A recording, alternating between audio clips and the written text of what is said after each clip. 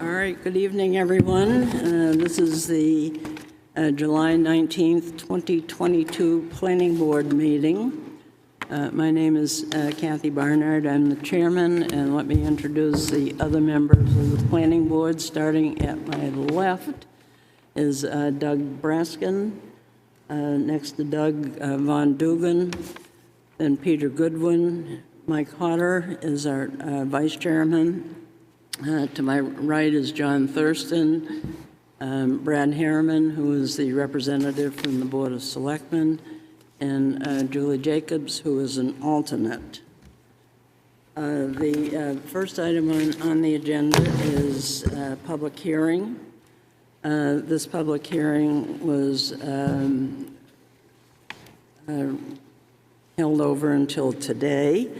Because that's the planning board, when the applicant was not present, we really wanted to hear from the applicant, so we did postpone this. So this is TCW Property Development, LLC, Peter Ford, 27 plus South Main Street, tax map 217-91, case 2022-07, and this is for a site plan review, a deck with stairs, and a change of use. Okay, the way this operates, if the applicant could get up and tell us about the project, we'll then have an opportunity to ask you any questions. Tavis may want to add something, and so I don't know, go ahead and tell us. Just a point of order. I was not here, even though we didn't hear this. Maybe I should step aside and whoever sat in my place should be here. Okay, that's right. You weren't here. And I don't have the package. Okay, all right, yes. So Von Dugan was not here. So I'll appoint Julie Jacobs to sit as the alternate. Okay, yes, Julie? I'll continue. Okay, all right. Okay. Thank you very much. Just a second before you get going. You need to comment on lighting, the propane tanks. I mean, I take that that has been dealt with by the Board of Selectmen. We want to know about the AC units, about where your trash receptacle will be. And then this is a change of use going from office to retail, so you just need to speak to the additional 6 parking spaces would be required in the downtown area. Okay. Okay? Thank you. Okay, My name is thank Peter you. Ford, and I represent Localtopia LLC. I'm here to ask you to consider allowing us to build a deck in the rear of 27 South Main Street and to allow a change of use from retail to a restaurant use. We've been in the process for the last year to 18 months of changing that building, beautifying it. We rebuilt the upper decks for Marker 21. We painted the buildings. We made a lot of changes in the town dock area to try to beautify it, working with the Board of Selectmen and the Dock Beautification Committee. And the final phase of it is to build a rear deck that will support the 2 restaurants that are under development, Localtopia and the Wicked Loon. The rear deck will extend to the property line that we have that borders the town dock area. And it will seat about 32 people. So as far as you had a list of questions, and I'll try to remember as many as I can, but the propane tanks, there are 4 propane tanks that have been for a number of years that supported the previous restaurant at that location, which are in a very bad location, right on the corner of the building, bad for a lot of reasons with traffic, people putting in boats. They're very unsightly. So again, in conjunction with the Board of Selectmen, we have come to a conclusion that we're going to be moving those tanks over to behind 33 South Main Street, which now houses the Downtown Grill. They will be out of sight and over in an area that won't be visible to the general public. So that will get those tanks out of that area. and the tanks that will support the restaurants that's under development will also be over on the side of 33 South Main Street, again, hidden behind landscaping and not open to the public view. So once the deck is built, there is an area of the deck that is taller than the rest of the deck, and that's where the trash receptacle is going to go. And the trash receptacle will be emptied on a daily basis in the summertime.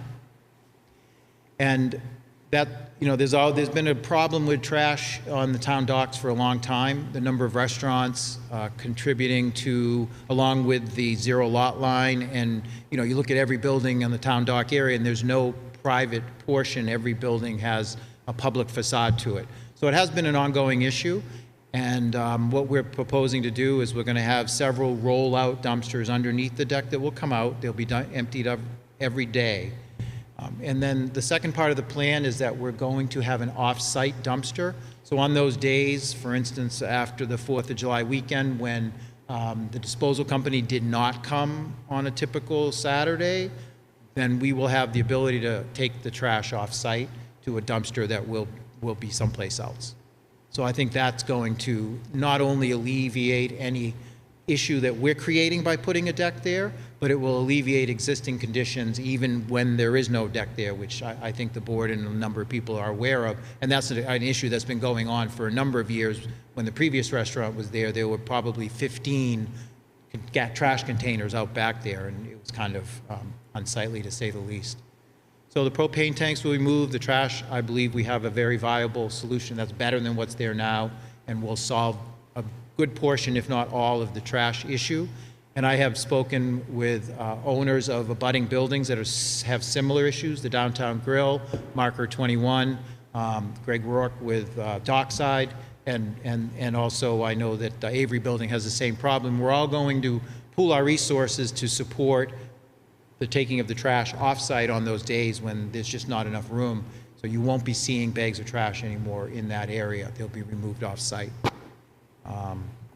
The air conditioning condensers are now currently housed in the rear of the property, and they will stay there. They will be located underneath the deck. They're going to be moved to a little bit different location to facilitate airflow, but my HVAC contractor assures me that the new location, they're not going to be visible again. Everything will be underneath the deck, and it will meet the requirements of airflow for those condensers, but they will just be relocated to a different area. And that's as far as my memory went. What was, there was one more maybe? No. Which one? Yes, we'll get to that. Yes, I think the change of use, the parking off-site in public parking spaces. Okay. Yeah. So I'm not sure I have a specific plan for where we will increase the parking in the town of Wolfeboro. I know there are a number of initiatives in process, such as using Molly the Trolley, utilizing other off-street areas that will hopefully alleviate that problem in conjunction with potentially better enforcement of the existing laws that are in effect to prevent people from parking there all day, especially workers. They're going to be required to park off-site. Our workers will absolutely be required to participate in the program that's being put in place to park off-site and be bussed into the downtown area. That's going to be a requirement of employment. So I think that overall, and there were a number of employees, I don't think that the number of people working in that building on the first floor is going to be substantially different than there was before when there were 4 different businesses. They're just going to be different type of workers, but they will not be parking in downtown. And I think that overall it will actually increase the availability of spaces to the general public. Okay, do we have any board members? Do you have any questions? And I know we'll do the waivers after. Okay, that's the question. Okay, all right. So the gas bottles, are they going to be on private property? Yes, they'll be on private property. I'm working on a number of opportunities in the downtown area that are out of sight, and our backup position is that we do have some other property up on 4 Center Street where downtown, the Brickyard Hill Marketplace is currently located, where we have existing dumpsters, and we can utilize those. Marker 21, of course, has also El Centenario, and they have a dumpster there. So we're evaluating a number of different options in relation to how close it is to downtown, but we're going to have a golf cart or something that's going to be available and just someone to run the trash up there. I think you misunderstood. I asked about the gas bottles. Oh, I'm sorry. Gas bottles on private property. The gas bottles, we worked in conjunction with the Board of Selectmen to get an easement to put a very small portion of the gas bottles in Cape Park. About a foot of the gas bottle will be in Cape Park. But again, out of sight behind bushes that are already there, right up against 33 South Main Street. And there's already gas bottles there. Okay. Other questions? Go ahead, Peter. The ability to build this deck basically makes the deck go forward in perpetuity. You know, you're going to build it, it's going to be there. And I question whether some of your plans will go forward in perpetuity. I believe that you, as an individual, are interested in that. However, you're not going to be here forever. And so there are a couple questions that I have associated with, you say that if there's no garbage pickup on the 4th of July, for instance, you're going to take it off-site. How is that guaranteed in the future for the new owners or, you know, subsequent people? Likewise, you say that the workers that you have are going to be parking off-site. And how is that going to be done in a new owner in perpetuity? And who is going to enforce it? How do we end up dealing with those kinds of issues? Well, as far... You want me to answer? Oh, I don't have a question. I thought he was, yeah. Oh, yeah, I was going to let him answer. But Okay. typically, that's addressed through the change of occupancy. So if the building or the occupant changes hands, the building department and the code enforcement office is required to look at a change of occupancy. So for this particular project, if there were criteria that, you know, Mr. Ford decided that he was going to require all employees to park off-site and dumpsters would be at locations A, B, C, and D. Again, I'm not hearing that that's a definite. That's one of the hypotheticals. That is something that would be noted in the file. So when there was a building permit issued for the deck, it would be understood that per planning board, hypothetically 7/19/22, these were things that were considered, and that would stay with that occupancy. So if Wicked Loon and Locotopia became, I don't know, Panera, just because that's floating around. So basically, it's really not an issue because if you disappear tomorrow, there would be a change of occupancy. Yes, there would be a trigger. Now, to that end, I do not believe there are specific requirements in the site plan regulations that say the planning board must vet all trash locations. It's just part of the site plan review to make sure they're addressing solid waste disposal.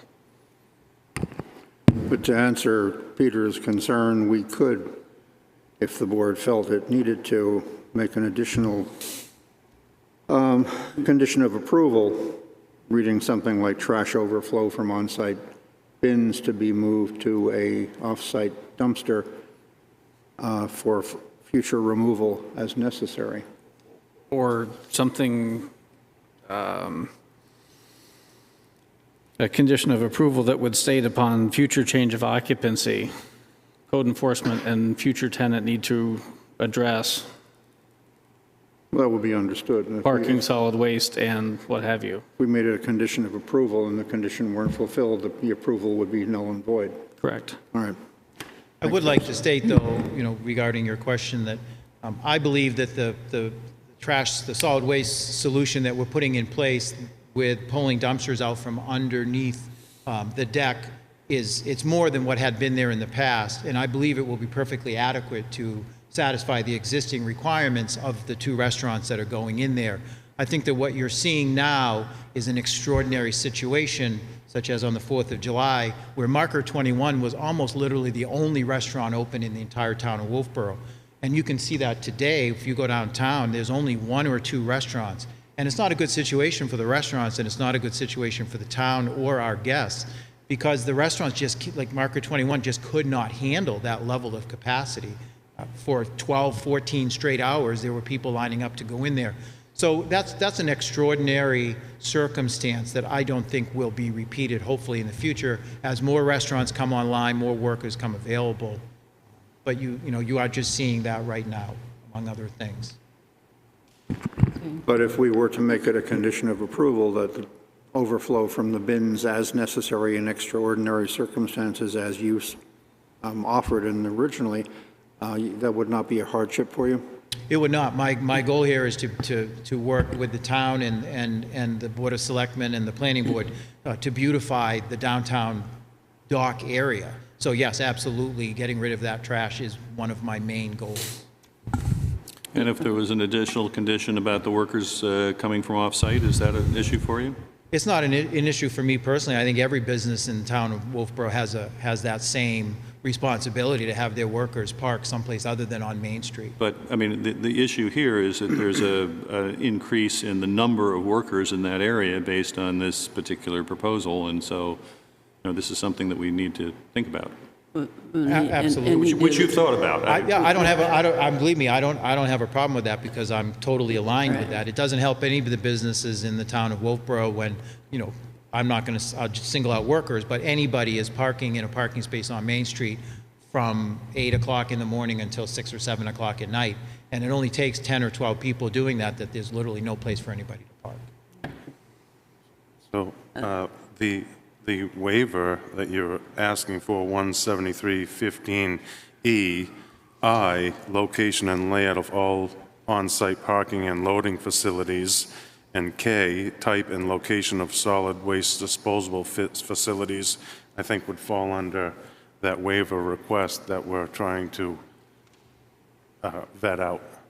Fair enough. And you need to explain to those waivers. Yeah, okay, in just a second. Yeah, okay, go ahead, Julie. I don't think we can say what his workers are going to do. I think that becomes part of his business plan.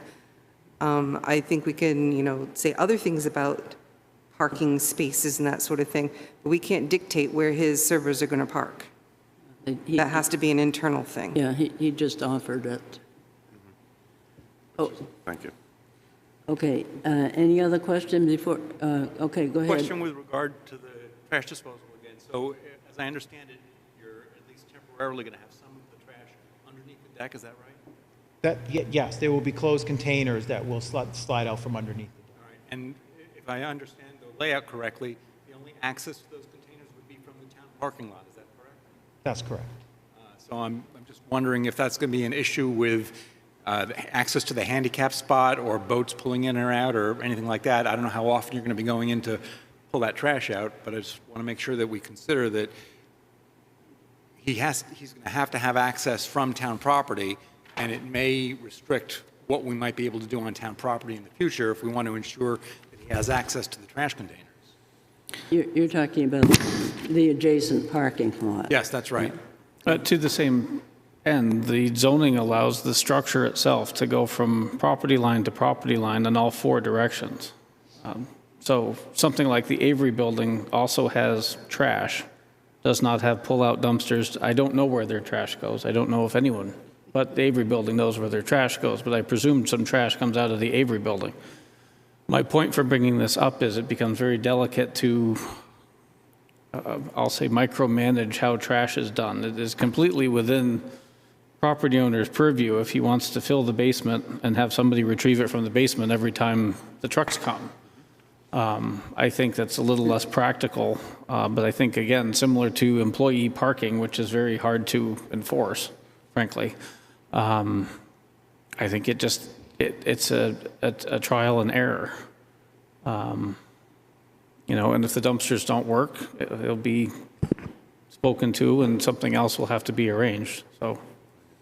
My concern with this issue, Tavis, is only that we don't encourage a situation where we have overflowing trash bins, which because of the press of business aren't collected, and then everyone goes home, and overnight the seagulls get into it and make a big mess in the parking lot for everyone when show up the next morning. Agreed. But the applicant has indicated that he has a solution to that problem. Yeah. So I think we're all right. Go ahead, John. I think there's an alley there, isn't there, between the two buildings, Downtown Grill and where your stairs are on? There's a little alley there. Is there off to the side? There's an entranceway a back entrance to the Downtown Grill that's about 10 feet wide between the two buildings. There is, between the two buildings, there's an alleyway, but you'd have to be very thin to get down it. It's about 18 inches or so. But you won't be obstructing the handicap spot or anything like that? No, not at all. No, we will not. It's quite a distance away from the handicap spot, which is completely behind 33 South Main Street. Okay, you've asked for a list of waivers from our site plan regulations. You want to speak to those, please?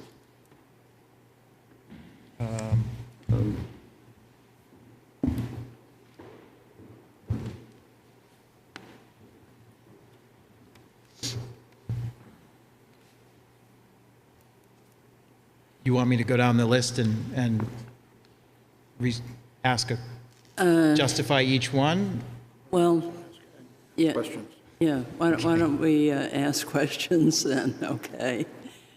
I mean, just give us an overall why you asked for the waivers. Okay. The plans were submitted on 11 by 17 and not 24 by 36 inch plans.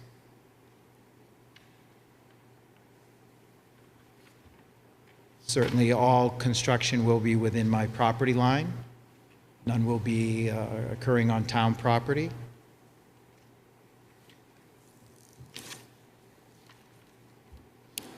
Okay, did you ask for the waivers mainly because this was kind of a basic, with no site left over with the building on the site? Yes. And so that's why you really needed the waivers, is that right? That's exactly right. Okay, all right. Planning board members, do you have any questions about the waivers? Just a second, John. Go ahead, Peter. You're putting the propane tanks around the corner adjacent to Kate Park. Yes. Is there going to be any shielding, buffering of that so that, a fence of some kind that's going to prevent people from seeing those? Go ahead.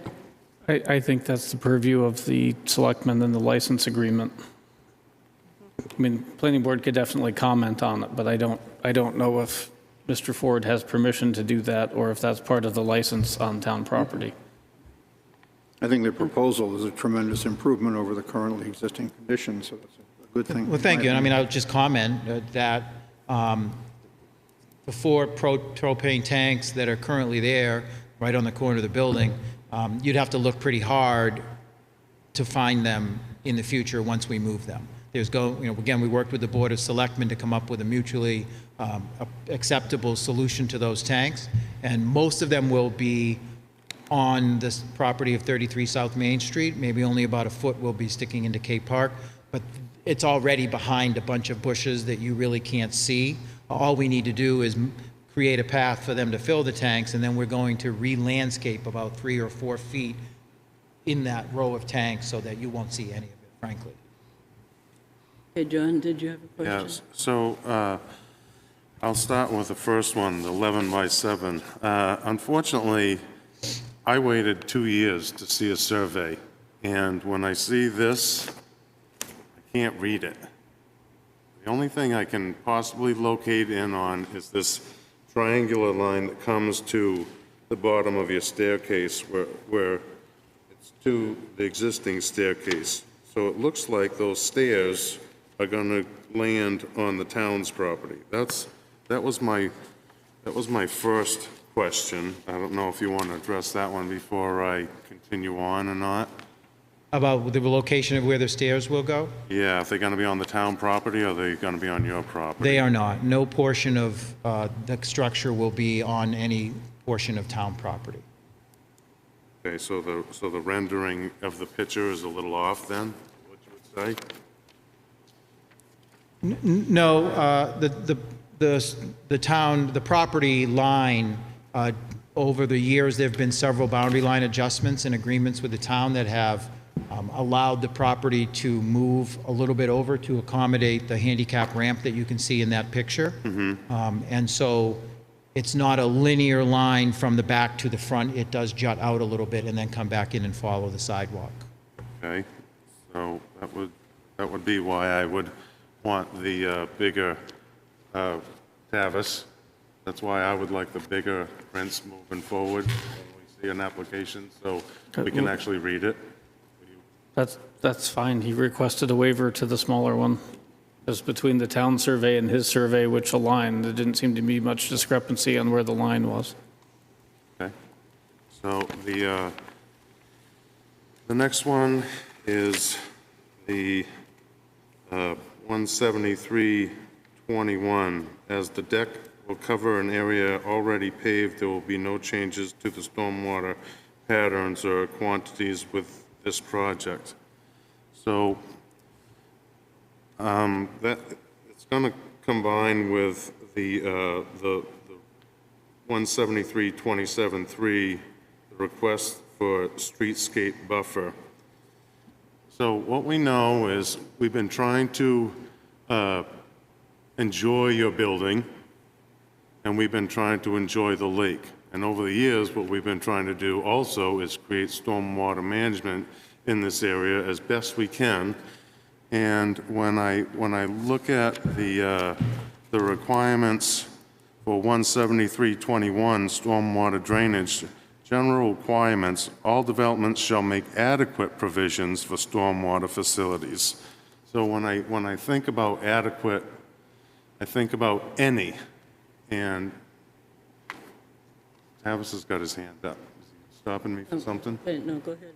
Finish. So what I'd like to see is I'd like to either see a tree ring area where water infiltrates into that, and you can have a landscaping item, say a dwarf Montgomery blue spruce on the end by the stairs, and another one on the other side of the stairs over here in the corner. And maybe what you talked about is this beautiful fence area, is these people are building nice box planters, and you could have some planting greenery in that fashion.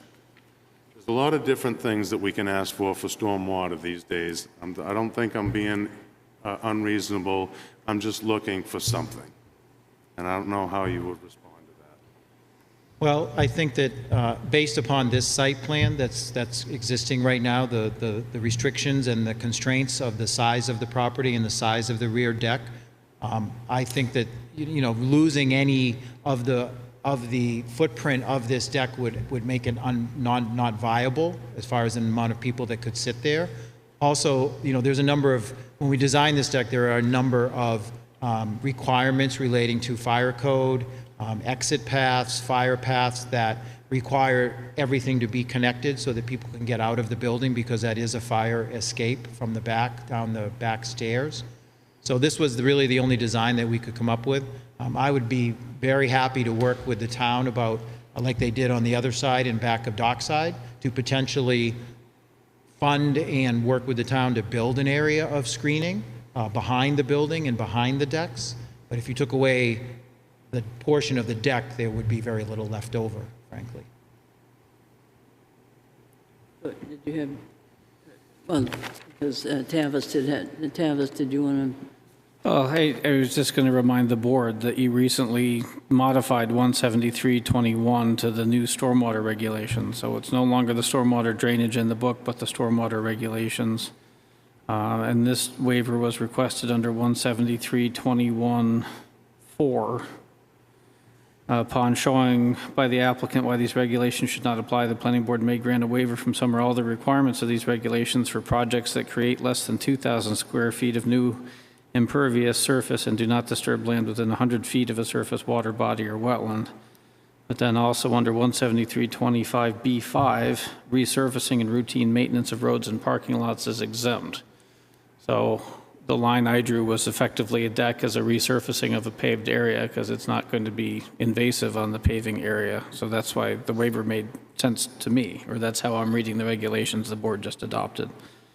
To that end, the streetscape buffering, dockside is a street, but you'd be looking for buffering between effectively the existing sidewalk and the existing building in the zone that allows building to the property line. So I'm not sure how those regulations are to balance. I get the point entirely. And I think personally, I think there's lots of room in the dockside parking lot to make improvements with stormwater. So we should ask the applicant to work with the town with something? Is that what you're saying? What I'm saying is I don't believe 17321 applies because he has the ability to, he's exempt from the regulations under one section and he can request a waiver because he's clearly under the threshold for stormwater regulations. So when it asks for a waiver for 17321, why would he be asking for a waiver then? To address the very question you're asking. That's what the regulation says. You can request a waiver. You can ask for a waiver. Okay, let me go to the next one. Exterior lighting. It says in your bio there that no new exterior lighting is proposed. I think in the pictures that we got today, we saw lighting on the beams right there on that first floor there that produce glare.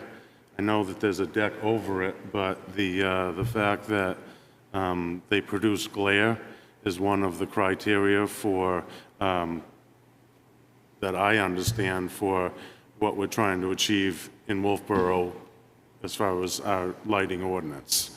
So I know you said no new lighting, and I saw the new lighting in the picture, so I was kind of confused on, are those going to stay that way, or are you going to change those to have a hood over them so that they don't produce glare going out?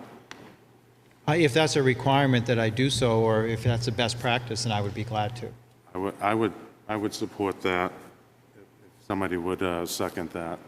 Well, you're in your request for a waiver regarding exterior lighting, you say, should lights be added in the future, all will be dark sky compliant. Right.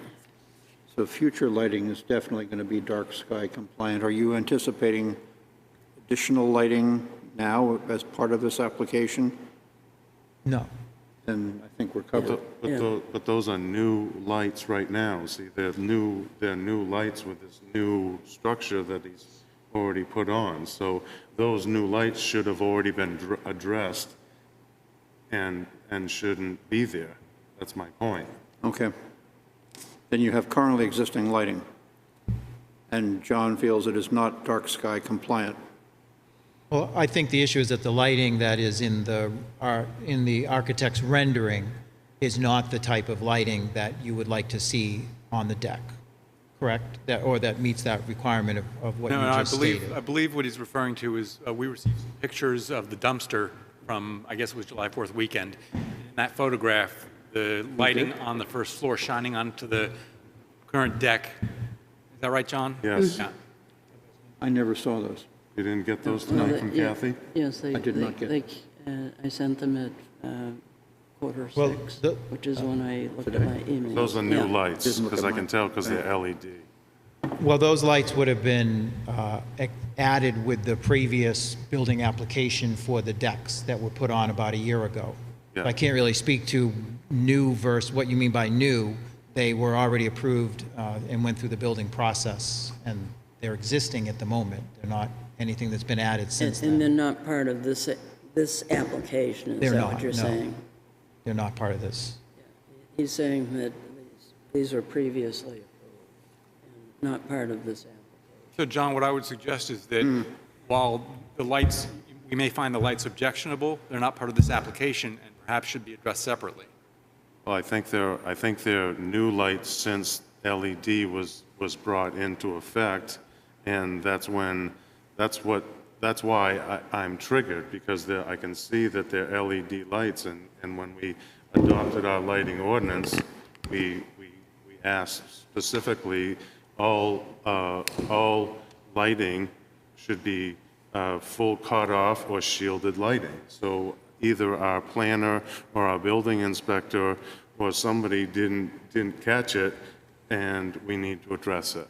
Well, that's an issue for the code officer. The permit may have been issued prior to the ordinance being adopted, is that correct? Yeah. And I don't know if the fixture changed or if just the bulb changed. I mean, for a completely unrelated project, I had a previous code officer come in to update a building permit today, and they had to find the 2015 code book because that's when the permit was issued. So it's all relative to what fixtures were there, when the permit for the deck was approved, were lighting changes made, we can look into that. Oh, you just built the deck, didn't you? You just built the second floor on the deck in the spring? No, about, I think the construction started about 18 months ago, and the deck was finished last year on the second floor, second and third floor. Marker 21's been open since January, so, and the decks were finished at that time, and so it was previous to that. So those lights could have been put in perhaps a year ago? Yes, definitely, conceivably. I'm believing you, but I know our ordinance said full cutoff shielded lighting previous to this spring. So I'm willing to let this move forward here today. I don't know what the planner is going to do about it because it was under his watch, and I know that Why don't we just ask the code officer to look into Right, the issue? yeah. And take it from there, and he'll do his job accordingly. I think the issue, though, is that the picture that we saw is basically from the parking lot, and you're looking basically up a floor and a half to see those lights. And so therefore, if you're standing under any dark sky compliant light, and look up, you're going to see a light. And so these lights, dark sky compliant, really is saying that we don't want to have it infringing on people, and we also don't want to light up the nighttime sky. And if these things are underneath the deck, they are not lighting up the nighttime sky. Unless you had mirrors on the floor, and it doesn't look like there are mirrors on the floor. Well, no, and if you look at, I mean, I'm kind of baffled how this conversation went this way, but if you look at this last picture that was sent, the light does not make it more than 3 feet onto the blacktop, i.e. across the property line. And that's what the camera angle that appears to be, as Peter suggested, looking up at the lights. So I think to have these be representative, you need to look from a completely different Okay, vantage well, point. Let's have the code officer take a look at Happy it. to. Oh, okay. We may find that Okay. the existing lights are dark sky compliant. Excuse me? We may. We may find that the existing lights are dark sky Yeah, compliant. in which case there'd be no issue. Right, Thank you, John. right.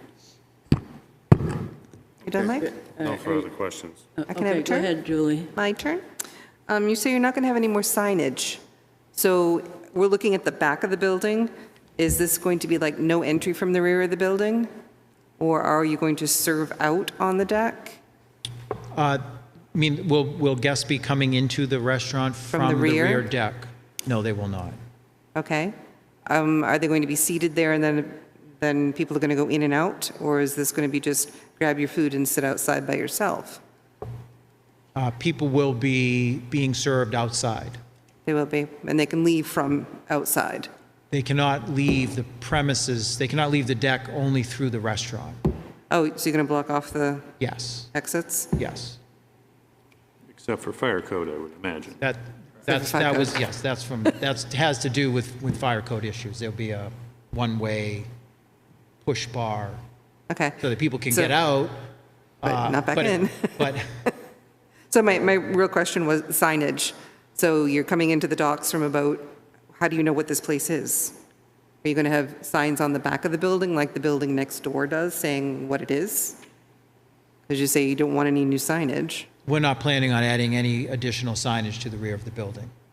There's adequate signage on the side of the building that will direct people into the restaurant. There's a common entrance for all 3 restaurants that are going to be existing in the building, Local Topia, Marker 21 upstairs, and the Wicked Loon, and that's all on the side. Local Topia will be accessible from the front, but that's really kind of a grab-and-go restaurant. There is some seating in there, but that will also have access from the front. But the only access to the Wicked Loon, which is in the rear of the building, will be through the common entrance into all 3 restaurants, and that's where the handicap entrance is. That's where the elevator is. All the that's the main entrance. And that particular sign for that particular restaurant will be on Main Street? Well, there's 2 restaurants. No, it will be through the common entrance. I just stated that Local Topia, which is because there's 2 restaurants, the one in the Right. front has an entrance through the main entrance to the Right. building, which is on Dockside. Dockside Road. No, it's not Dockside Road, is it? You never Lake. What's the name of that No, street? no. Dock Road? No, I think it's Dockside. Lake? That's Lake Avenue? It has a tiny sign somewhere, I've seen it. I know. On the site plan here, it says Lake Avenue. Lake Avenue. Lake Avenue. Not I'm just- to be I just- confused with Lake Street. Lake Street, right? Okay, But I was just that's wondering, so confusing. like Market 21 has a sign. The one on the bottom has the sign. So how are you going to know as you turn the corner what this is if you only have one of those little blade signs on the side of the building? Well, he's going to Just need question. he's going to have to comply with the sign ordinance when he goes to get the signs. Except for he's asking for a waiver. Except for he's asking for a waiver for no signage change. He's asking for a waiver to no That's a addition. different ordinance. He's asking for a waiver to the signage because the site plan regulations require that you submit signs. It contemplates freestanding signs, but it doesn't differentiate. And So he could still get his sign if he does the proper stuff. Yes. so the signs will comply. Okay. Did you have another question? Brad, did you have a question? No, the only comments I had were, I guess, just to make sure, he's already testified or stated the fact that all the new construction, everything will be within his property line, won't be coming out onto the town parking lot at all, so I'm good with that. And I was also just going to comment, if I want to go back to the propane tanks, with the lease agreement we have, we came to, agreement with Peter on. There were 2 70-square-foot areas there that we agreed to lease for the location of 2 sets of propane tanks for the restaurants there. 5-year lease. They're going to be screened and everything with vegetation and stuff from the Cape Park side and stuff, so they won't be visible out there. So I just wanted to take a moment to clarify that for the board. So. Okay, thank you very much. Very helpful. Okay, go ahead, Peter. I'm going to suggest that people eating on that deck and stairs going up to it may be something which people would say it's an attractive nuisance. I'm going to walk up to the deck. It may ultimately be based on how your staff say, I want everybody coming in the front. You might need a sign perhaps on one of the steps saying entry on Main Street or something like that. But that would not substantially change anything. I don't think it's not in our best interest. It's not in anyone's best interest for people coming Right. to a restaurant in and off of the deck, and we're going to do everything that we possibly can to prevent that from happening. Okay, any other questions, comments?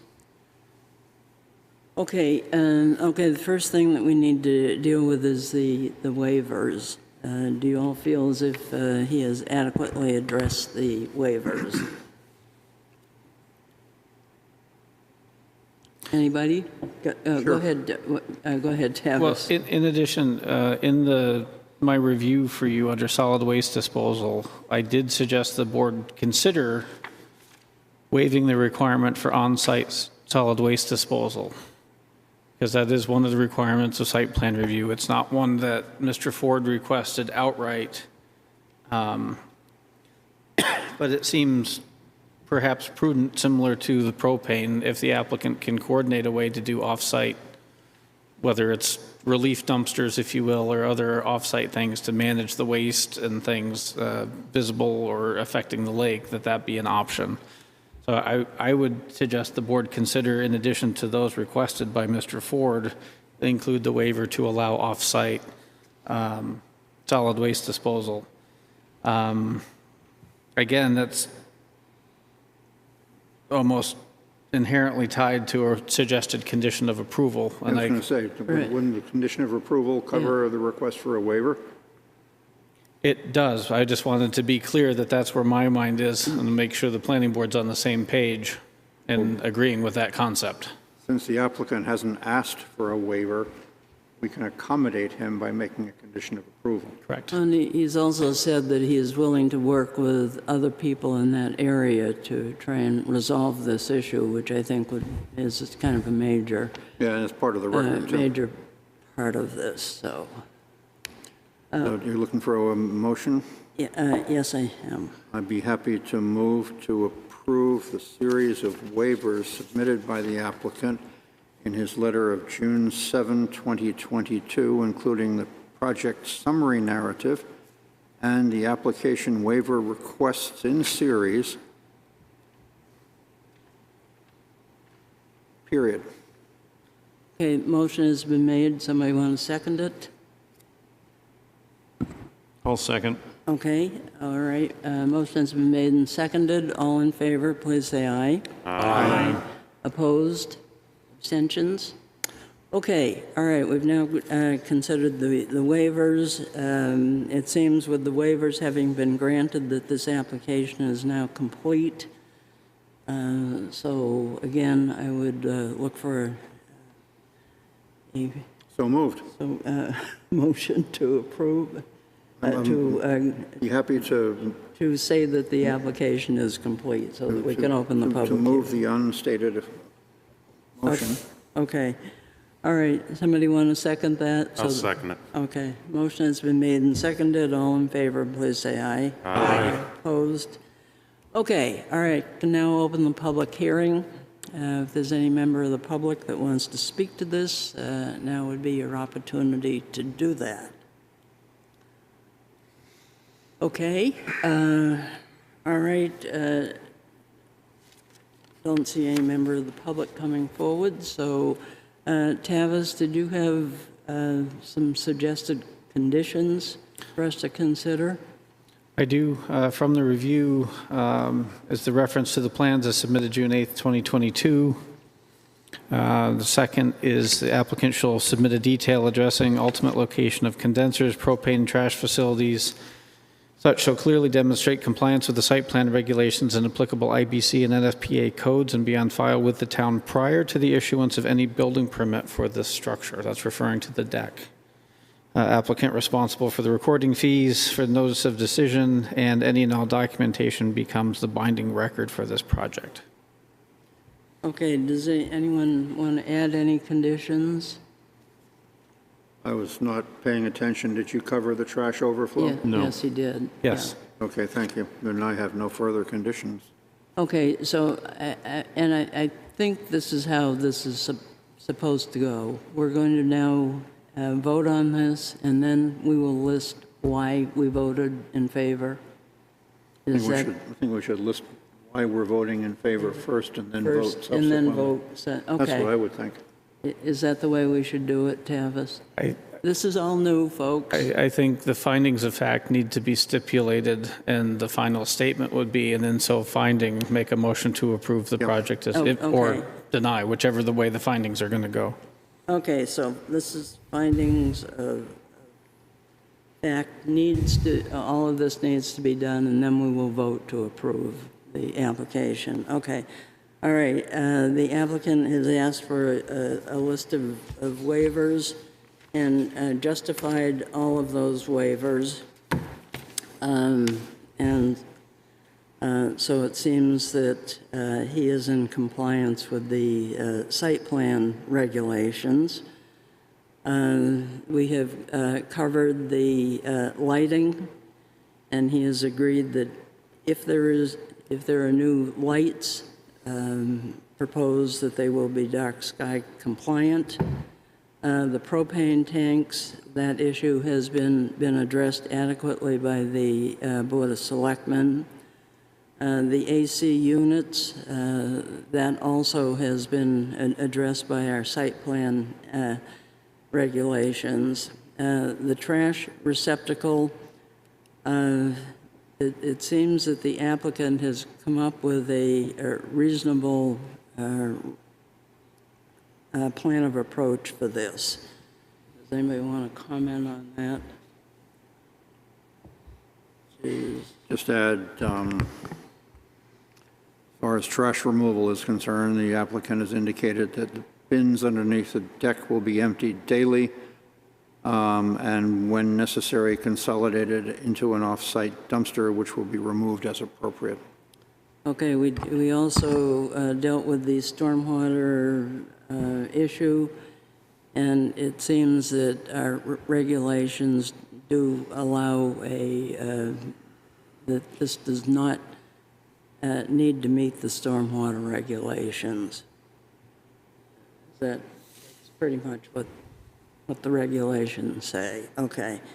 As far as the parking is concerned, the applicant has offered to have his employees park off-site or take the trolley to the location. And that seems like a reasonable request in the downtown area. Okay, that is pretty much what I have in the way of findings of fact. I would add, I would suggest, the change of use is appropriate for the dockside area. Right. From an office to a restaurant. And the addition of a rear deck adds to the attraction of the area. So both the change of use and the application itself seem to fit the location.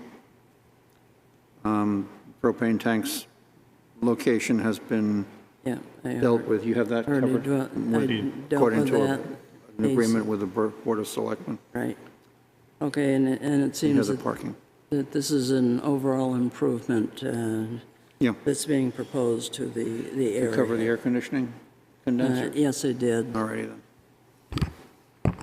Okay, anybody else want to add to the findings of fact? If not, would somebody willing to make a motion to approve this application with the findings of fact just stated So moved. and the conditions offered? The motion has been made. Does somebody want to second it? Second. Okay, motion has been made and seconded. All in favor, please say aye. Aye. Opposed? Abstentions? And Tavis, we will have the code officer look at the approval of the Yes. upstairs deck, make sure that the lighting is dark sky. I think the microphone wavered a little bit. Did the motion following the findings of fact include the recommended conditions? Yes, it did. Okay. Yeah, sorry. Okay, all right, thank you very All set. much. Thank you. Yeah. Does look great.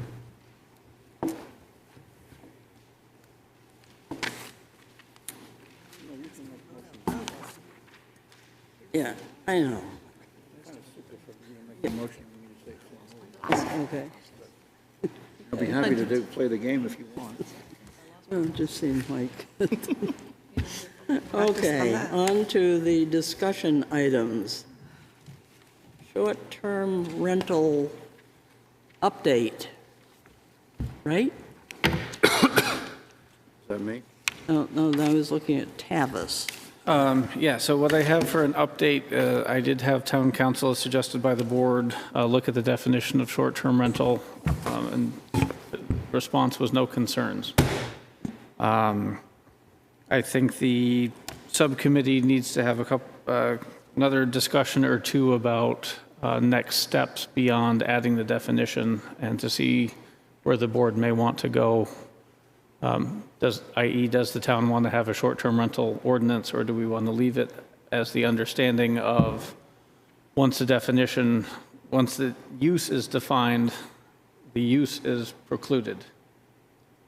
So that's the effect, the understanding I have from council. So once the town adopts that definition, short-term rentals would be a prohibited use in town. Future short-term. What's that? Sorry, future short-term rentals would be a prohibited use in town. Future short-term rentals. Nothing to do with the ones that are currently in existence. Correct. So that's the update at this point, and I'll work with committee members on next steps. Or is it just precluded whenever we mention short-term rentals in future ordinances?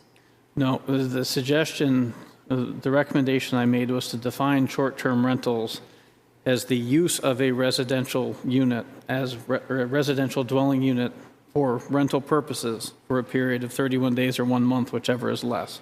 So because the definition makes it a use, and short-term rental is not a listed use in any zones, under the guise of a permissive zoning ordinance, short-term rental is then precluded. Precluded. Precluded.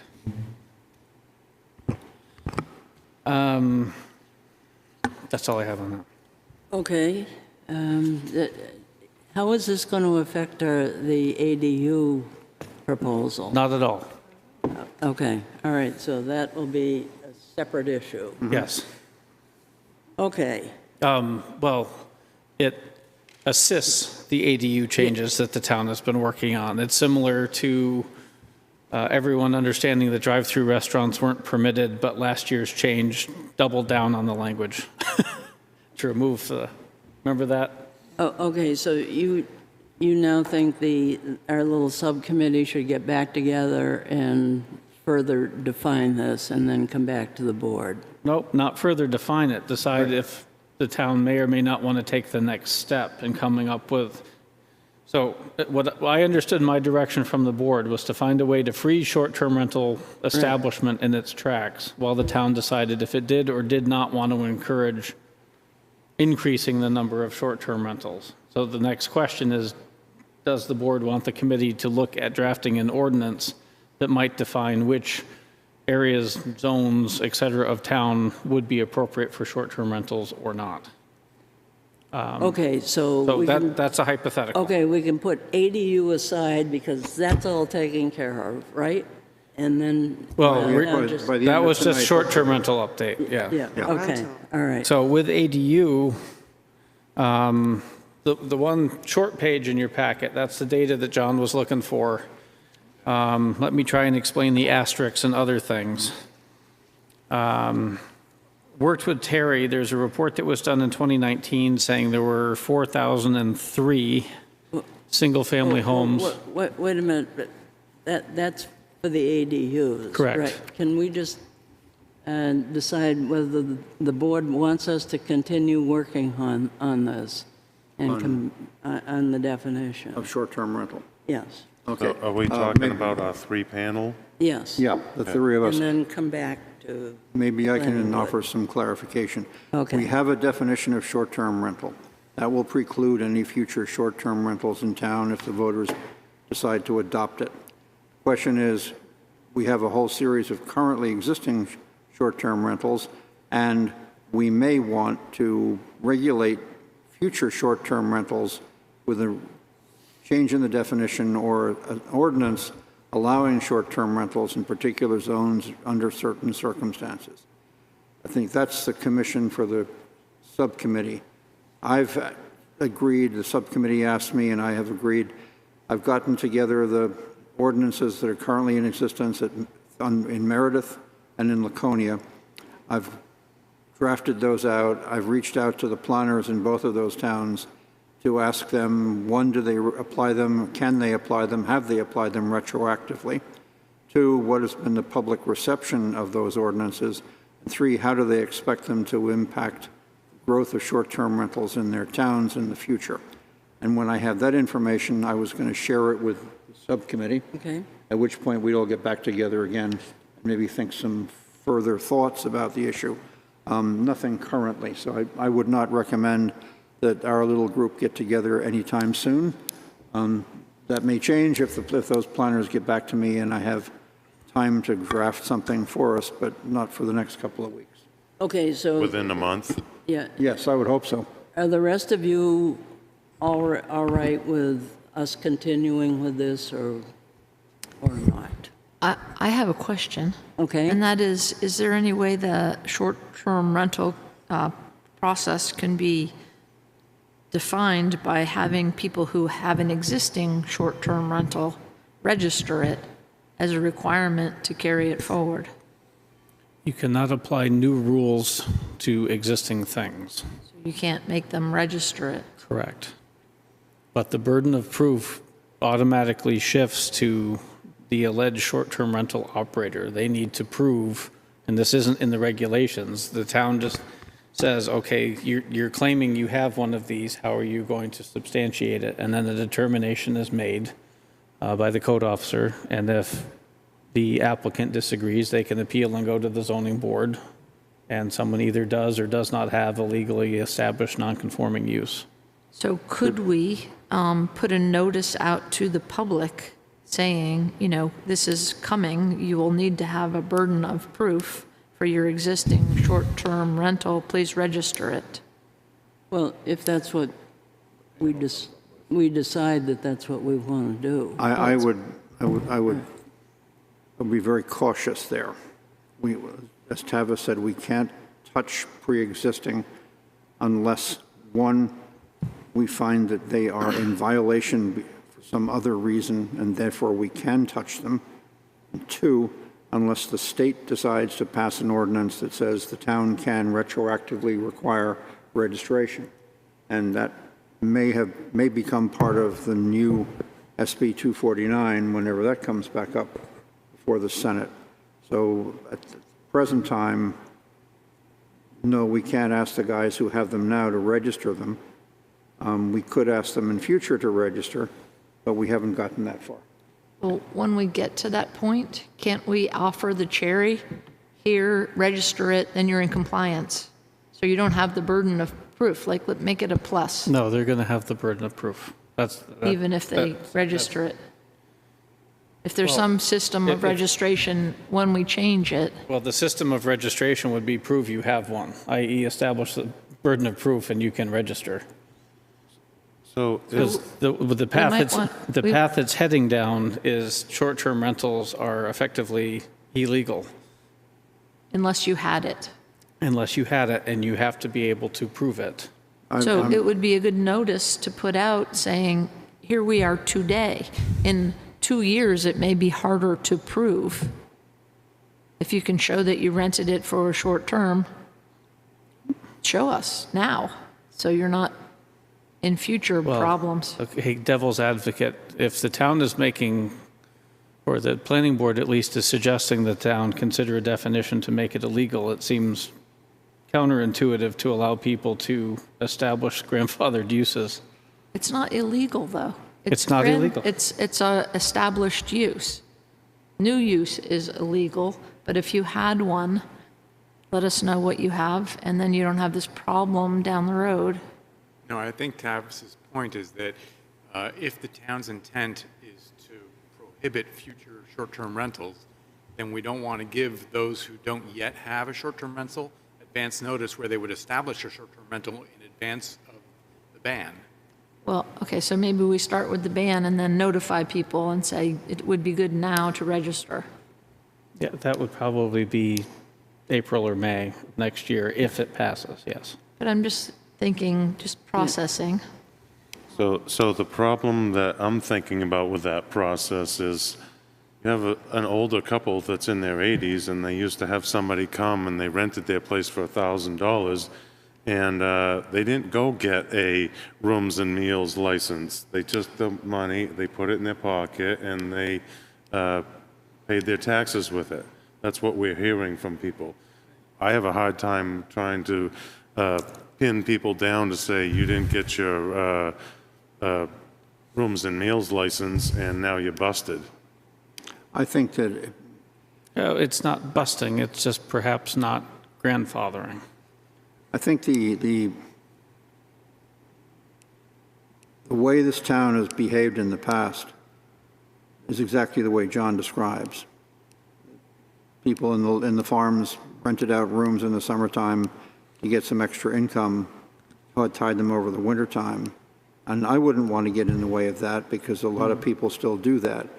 But what I do think might be a potential difficulty in the town is outfits in Texas buying up houses and renting them out as short-term rentals with no resident manager, doing everything online with no ties to the community, sucking up housing out of the marketplace, which could be used as rental space elsewhere, that kind of use, although our lawyer says is not commercial, sure seems commercial to me.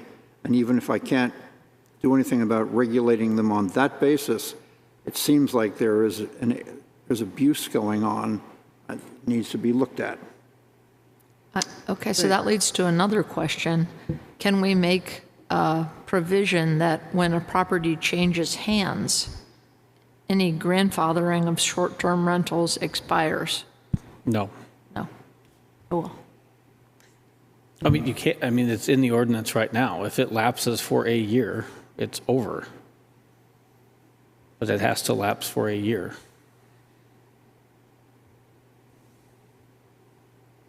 But that new owner can't prove that they rented it previously. They don't have to prove they rented it previously. They need to prove it was previously rented. Okay? But again, if the town is taking the position that short-term rentals is not a permitted use, I'm hearing a bunch of conversation points going toward, but let's protect all the... It seems confusing about whether we're preventing it or just preventing new ones from out-of-town developers. That's going to be a slippery slope legally. That's true with every grandfathered issue.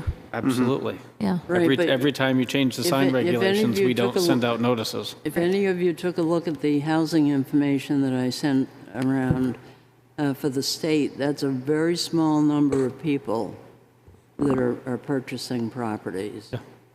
So, might want to, but anyway, what, is it okay if we get back together and then come back after Mike has his information with some other suggestions and discussion? Is that okay? We'll take your issues into account, Vaughn. I don't think you've closed your little subcommittee, right? No. What? It's still open, so yeah, you can still do it. You're okay. still working. All right, okay, Sense so of the board. we'll be back. And All I think that getting the information that Mike is trying to Yeah. get from the other people is what we really need. Okay, all right, very good. Okay, thank you. All right, on to the next, that's ADU.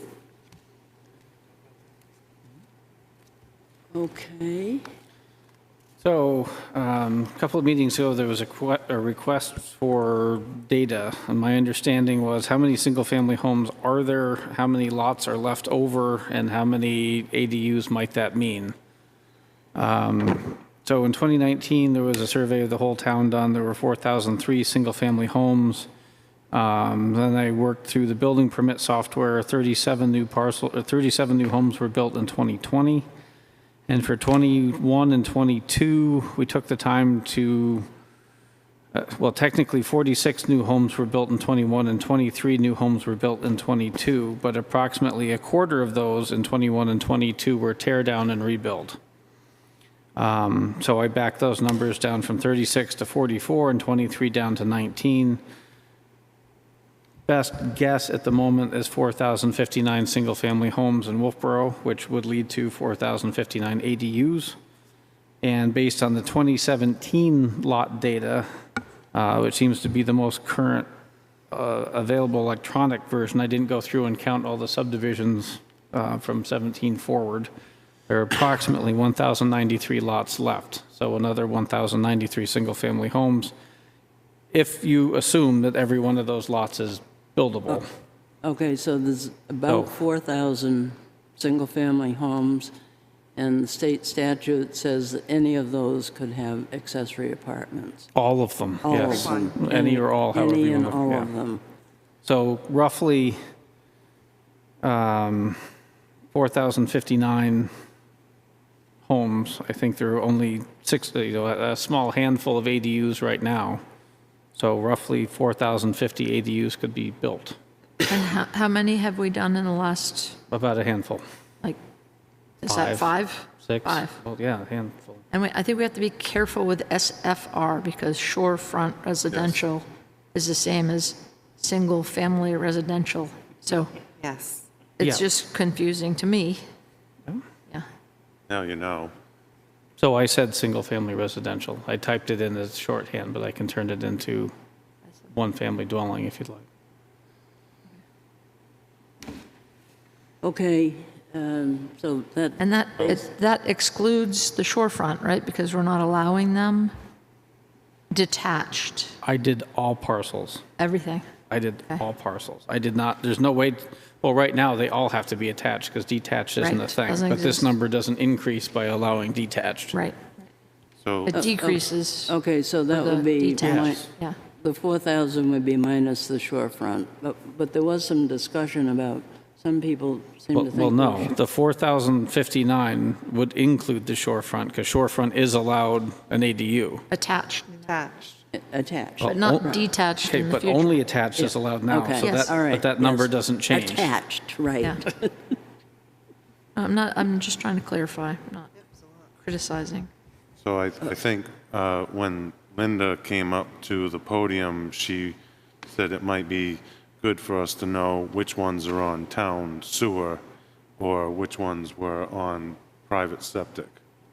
So I think what you've got here is very crucial information. So when we have the forum, we'll be able to say to the people, you know, we're going to double our density of 4,000 detached ADUs, and Well, of those, No, we're saying that you could have 4,000 plus attached AC. No, no, detached. No, without, the detached would require a condition. without any of these changes that have been talked about for weeks, this number can double. Since 2017, that number can double for ADUs. But Yeah. since 2017, there have only been 6 or 7. Attached. No, detached. No, No. not No, detached. any. Attached. Any, he's saying any. Any lot with a single-family home, any one of these 4,000, all of them could have an ADU Attached. right now. What kind? Attached, What kind of ADU? yeah. My point is, it doesn't matter. Any. Oh, okay. All but of right these now, lots. It does as far as our ordinance. Yeah, come on, Tavis. Any one of these lots can have an ADU right now. Correct. That's right. It has to be attached. Yes. But this number doesn't change if you all of a sudden allow detached. It's the same number of homes. Yes. You remove the shorefront residential. No, I don't know why this is tricky. Any lot that has a single-family home can have an ADU. The board is talking about allowing detached on certain non-shorefront lots, but the shorefront lots can still have an ADU. So this number still goes from There is no- 4,000 to 8,000. Tavis, there is no misunderstanding. We are all in agreement with what you're saying, Okay, but people keep asking questions, which because they're trying to understand They're trying to exactly what it is that you're saying. John, there are 4,000 lots in town on which you can build. Each one of them can have an attached ADU. According to state statute. We have no concern about that. State says you have to do it. Of that 4,000, those that are not in the shorefront could also, if we pass this, have a detached ADU if they go through conditional use permit process, But not in addition to. not in addition to an attached. and it would be the same size as, Yeah, because so all of those rules remain the We're same. all on the same page. Right. Right. And Just a little it doesn't make any crinklier here difference, than it is over there. and it makes no Same difference page. whether it's a septic or sewer system. Right. Makes it no really- difference. It really Correct. does not. That's So the true. number is the number is the number. Right. Yeah, you either have to have a septic for those in your house or those ADU attached to your house or those ADU separate from your house. You still have to have septic. Well, the number would make a difference if our municipal sewer system had to take into consideration for that capacity to grow. It should have as of 2017. I don't know that it did, but that became a reality Because 5 years ago. Because the last letter that we got from Dave Ford was, we have no room for additional sewer capacity, but Brad stated they did a survey, and I don't know what the result of the survey for increased capacity was. I don't know if that survey's done yet. No, we're still waiting for the engineers to give us that information.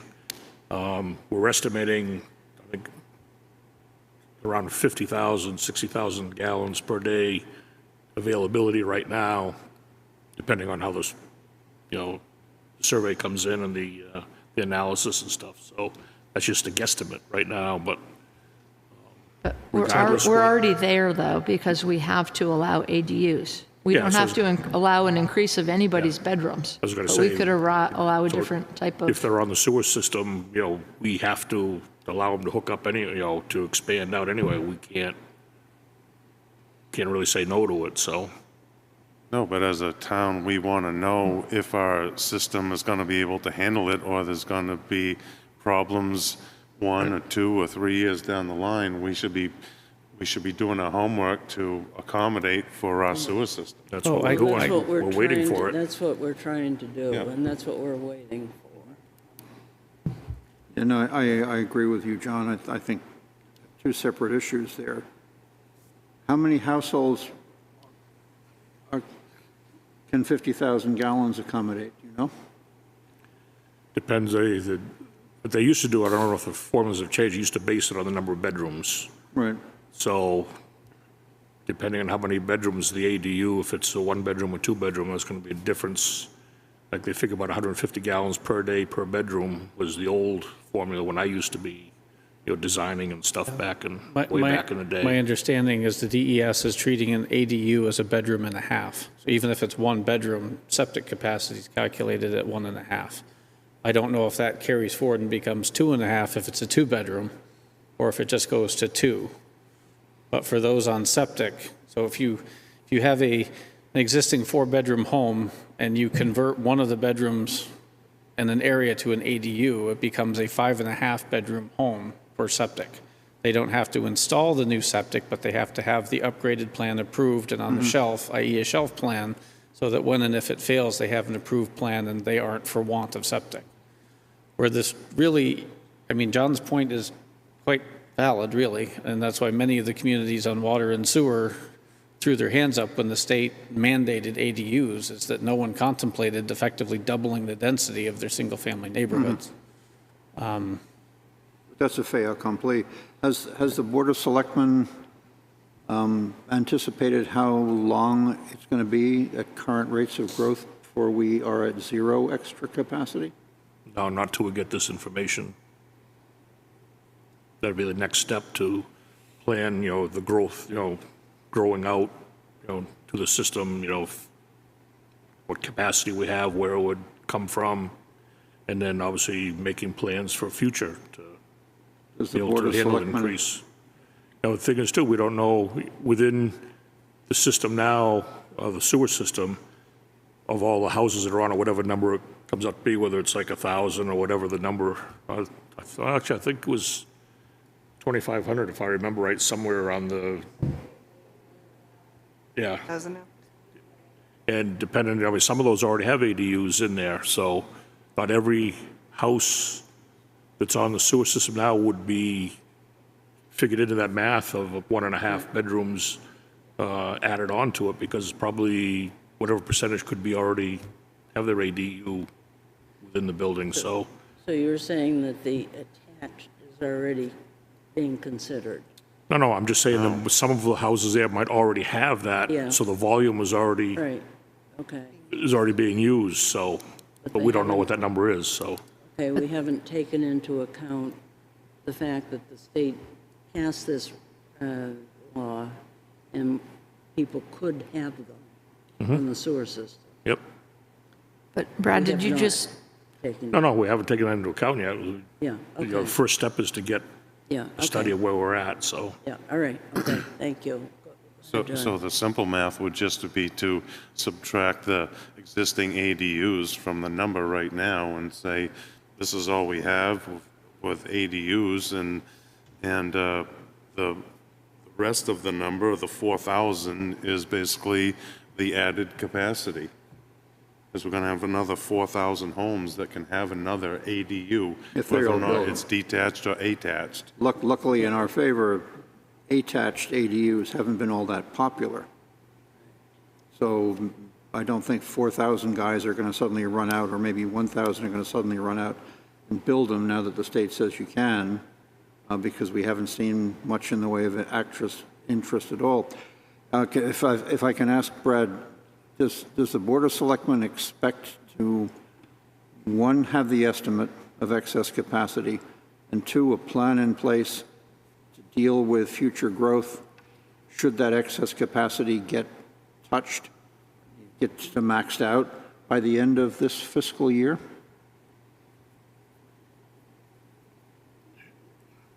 You asking if we're going to have the plan in place for the future grow out of the system? Yeah. I don't know if we'd have that much of it done this year, by the end of this year. We'll have our figures as to where we're at right now, and then we'd start talking about, making plans for the grow out. But I think that'd be pushing it to get that by the end of this year, to tell you the truth.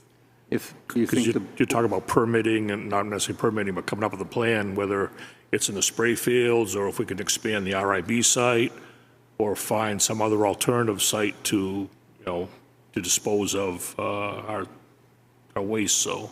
Yeah, what I'm getting at is this, that we have a new CIP cycle coming up now. Right. It would seem to me that one thing the Board of Selectmen, I would like to see the Board of Selectmen thinking about, and the Planning Board thinking about too, is beginning now to plan fiscally for the inevitable expense of doing something regarding the necessity of expanding our sewer capacity here in town.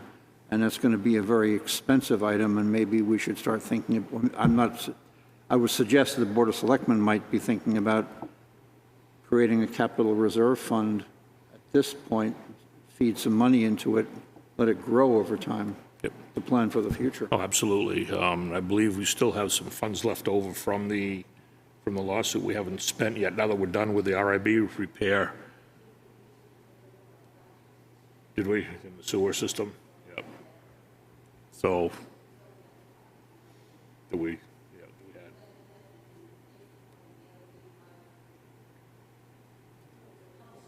Right, that's right, too. Yep. Sorry, I can't hear what Linda's saying. Yeah, What you're saying right, is we right. used we had funds left over from the lawsuit when we rebuilt the RIB sites, but we used a lot of the cash that was left over after that was done to, allotted it to rebuild. We have two pump stations, one on Lana Street, one on Mill Street, that we're rebuilding, and we took the cash for one of those. I can't remember which one it was right now, but it was Lana Street. Yeah, which is over $1 million, if I remember right, or. So we didn't hit the taxpayers or the users with that cost of rebuilding that pump station there. So we didn't get any grant money for American Recovery and to do any of that? Oh, we got two, not for that one, but we got about $2 million in grant money, ARPA money.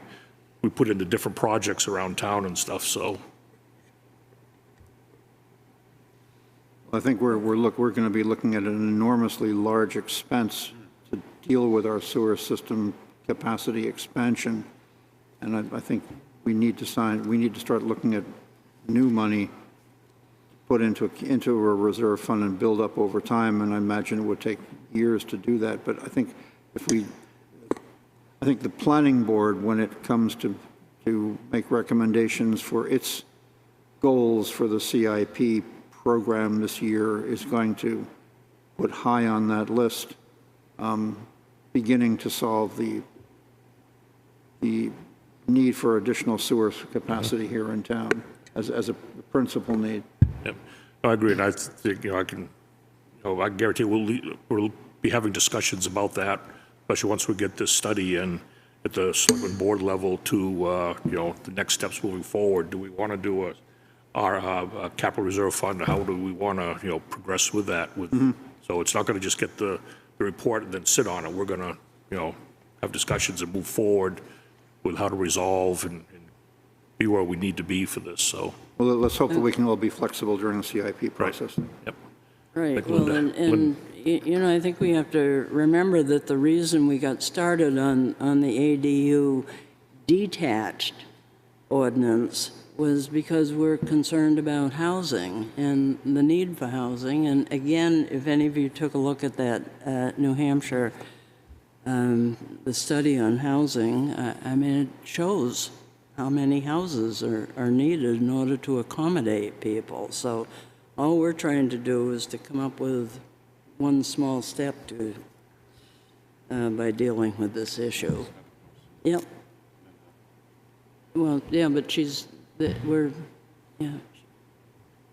We have the sewer treatment plant that needs to be upgraded, which is on our plan, and that's going to be $5 or more million to do that. We were hoping that we'd get ARPA money for it. It didn't rank high enough this last year, but that's next. And then we can move on to expansion. You have the pumps, because if any of these things go down, we're in big trouble. Understood. The difficulty I have is that all of these issues, all these solutions are all working within the current existing envelope. And I'm thinking in terms of that envelope has to be expanded. That's going to cost even more. Of course, we have to keep what we have now running, otherwise, problems. But we have to, as an addition, plan for the future, additional money, additional idea. There's just certain amount of money that you can get out of the taxpayer, and that's where we get. And we have that. We know that we were going to retire our spray fields. That gives us more capacity in terms of effluent, but that's going to be expensive. And we know that we have done a few little expansions. Can we expand it a little way? But this is all on the taxpayer. Oh, understood. And the amount we have to do right now is big. Which is why capital reserve funds are such a useful little tool, because it allows you to build up the war chest. But it's still part of the cash that we have to ask taxpayers for each year. It has to be sold somehow. And I think the fact that if you tell the town, I mean, we've already been through one sewer moratorium and what that did to the town's economy for the years it was in place. It wasn't because we didn't have the go out far enough. It had to do, we didn't take care of the infrastructure. Okay, all right, thank you very much. Okay, folks, how do you want to go through the changes in ADU? There really aren't any changes since the last meeting. What I did do, as requested, was put it out to town council. Town council said, yep, looks fine. Okay. The one comment, one suggestion was under paragraph E with regard to the waivers. Not that this language has to change, but that the board look at coming up with criteria for waivers. So my response to that initially was, why not look at it the same way as the site plan review waivers? What are you requesting? Why are you requesting a waiver? So again, paragraph E with the conditional use permit. E what? I think. E. Where? Yeah, where are 175, 57, this page, page 1. Where are you in it? E Yep, says you can grant waivers. yes. The suggestion is to come up with criteria for granting said waivers. It's not written here. My recommendation to the board is to adopt something similar procedurally to the site plan waiver request form, which would be an ADU conditional use permit waiver request form. Okay. Okay, and that's why I had suggested that we needed a definition for conditional zoning permit, so that we would have that guidance. No, this is a procedural thing, so if you... I know it's a procedural thing, but we also need to know, We can add the definition of conditional use permit, that's fine, but that's separate and distinct from creating a waiver form that's part of the application package for somebody wishing to request a conditional use permit. So just like this form that's in site plan, who you are, where you are, what's the project, what waiver you're requesting, and then justify it, that's something that the planning board could adopt for ADU conditional use permits as part of the application process. okay. You sure we need to spell them out? What's that? You sure we need to spell them out? That was the suggestion from council. You don't need to. No. Because we don't we don't include in our ordinances how to request waivers from parking regulations or trash disposal or snow removal. No, We but simply you say, have "I'd like a waiver for it." but you have a waiver request form. That's what I'm saying. It's not part of the ordinance. So right now, Why do we want to have a waiver request form? It might be in a form. This is or a suggestion from is more Laura, common. right? We don't need one of them, so why don't we just ignore the suggestion? Oh, okay.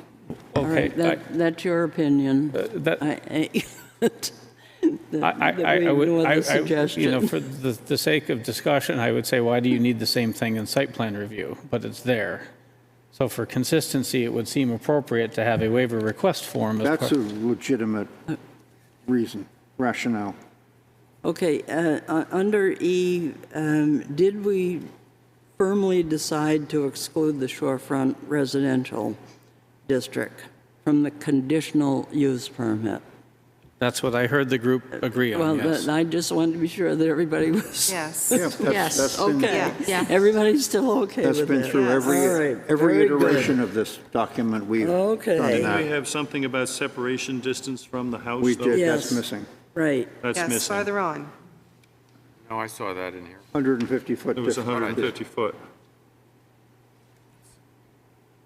There's nothing there that talks about how close it has to be to the other building. Yeah, we discussed that several times.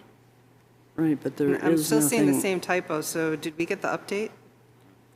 There's what? Is this an updated? No, this is the same thing. What I took was what came to the last meeting, sent it to council for review, and it came back. So it didn't get the typos fixed? Correct. So, yes, the thing that needs to be in there, Distance from the principal structure of 150 yes, feet. that paragraph needs to go in under 175-57.1E1A, let's say 2, and everything else shuffles down.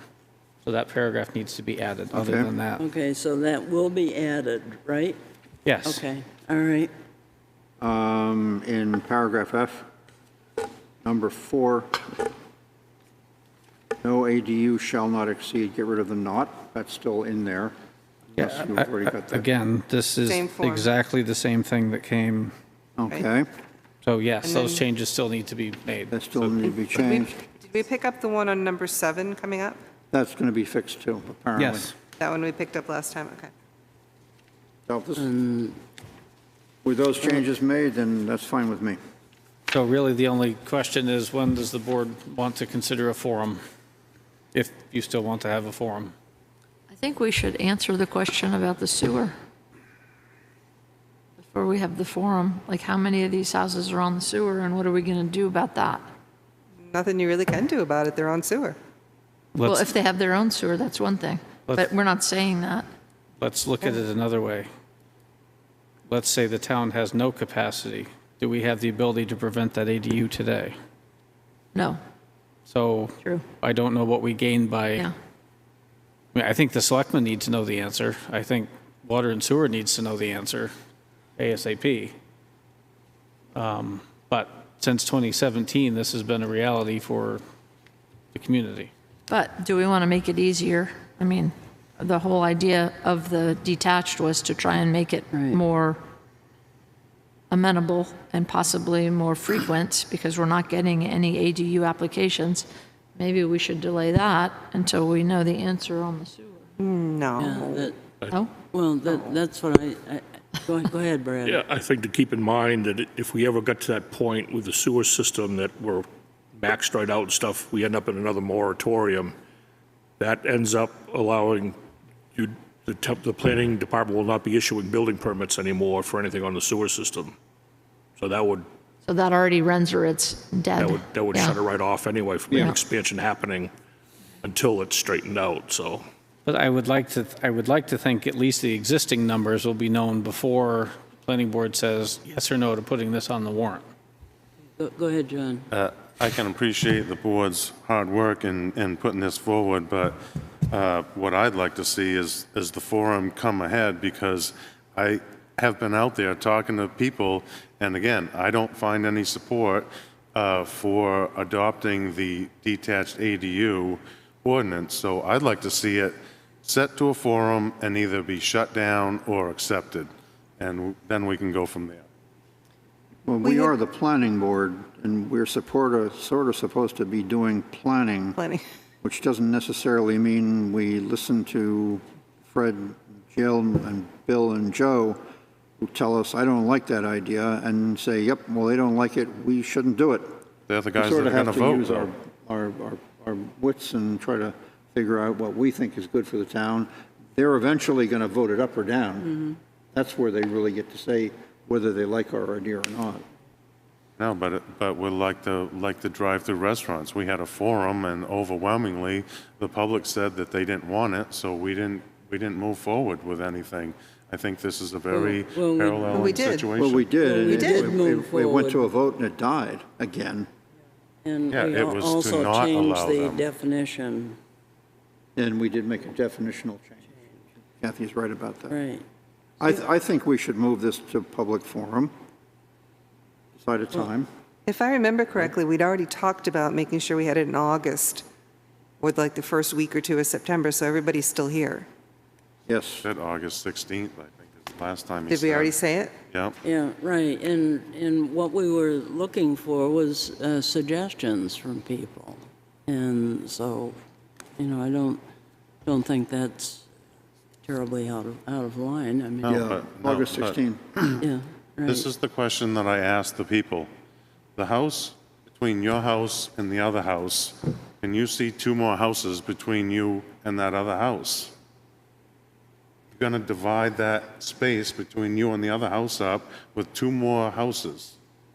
And that's the question that I asked the people. Do you want to give up that space between you and the neighbor and have a detached ADU? That's a simple question. If you want to give that up, then you're for detached ADUs. But if you like the buffer between you and the other neighbor, you don't prefer detached ADUs. Okay, but we That's actually have not concern- accurate. That's not accurate. You could attach one and have it go out there also. It has to respect the setbacks. And anything that you do, whether it's an, accessory garage or an ADU that's attached or detached, it has to respect the setbacks. It already can be built there. Okay, well, did we decide that we want to go ahead with this in August? Yep. Yes. Yes. Is this a consensus? Okay, Tavis, can you make the corrections, and we'll go ahead and say that we want to hear people's comments? Okay, August that we- 16th, August 2nd. 16, you said? 16th? What day is the 16th, Mike? That's the regular planning board meeting. It's what? That's the regular planning board meeting. Right, Will be August 16th. yeah. And Okay, you want to notice in the paper and website? well, that's what you said you would do, yes. I'm just Yeah, confirming. yeah, right. Yeah, notice in the paper and probably an article. Just say that we would like everybody's thoughts. Okay, all right. And Multi- before we have that forum, can we have a review of a clean version of this? Yes. And maybe have it available for There should be people to time. look at? Yeah, There should be time. okay. All right, multifamily. So Update. my suggestion is to look at the running list of amendments and the multifamily concurrently. Because what I did was I put all the multifamily changes in the running list. Is that this one? So the document that is in color and has some, I'll just go through on the first page, the board decided to discuss at some later point the accessory buildings with single half bath on ground floor. I just highlighted that, left it in there. If you want to discuss it later, so be it. Last discussion was adding the word detached accessory dwelling unit, so I added the word detached. So it's very clear that a detached accessory dwelling unit is not an accessory building or structure. Accessory dwelling unit has only been updated as previously discussed at length, and what I'm noting here is it's moving into the definitions. Similarly, moving into definitions, the short-term rental definition that we discussed earlier moving affordable housing and yield plan from 17531, just so that all the definitions are in definitions. Next one down is deleting C2 as a zoning district. For the record, currently the zoning district boundaries section of the ordinance does not include C2, so it's arguable if it's there or not anyway, but I digress. Shorefront residential district, the change I was aware of the need for was adding one single detached dwelling with one accessory dwelling unit, shown on the bottom of that page.